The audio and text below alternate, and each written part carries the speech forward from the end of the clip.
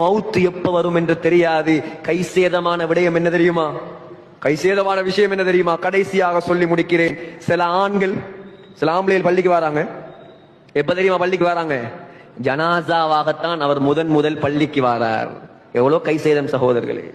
உயிரோடு இருக்கும் போது பள்ளிக்கு கூப்பிட்டு வரல, பள்ளிக்கு வா, ஒவ்வொரு நாளும் 5 தரம் முஅத்தின், வா பள்ளிக்கு. இல்ல வரமாட்டேன். கஸ்துல போனாங்க, உலமாக்கள் போனாங்க, தாயிகள் போனாங்க, வா பள்ளிக்கு.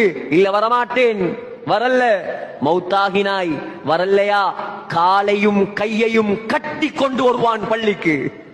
கால கைய கட்டி கொண்டு வந்து வைப்பார்கள். உலகத்துல உயிரோடு இருக்க போல வரலையா? எவ்வளவு கைசேதம்! சில பெண்கள் மறைந்திருக்க வேண்டிய பெண்கள் முதலாக தன்னை முழுமையாக மறைப்பது கஃன் துணியால் தான் மறைக்கிறாங்க. எவ்வளவு கைசேதம் சகோதரர்களே! அந்நிய ஆண்களுக்கு முன்னால் வரக்கூடாது, முடியை காட்டக்கூடாது, குலைந்து பேசக்கூடாது. குர்ஆனையும் ஹதீஸையும் சொன்னார்கள் உலமாக்கள்.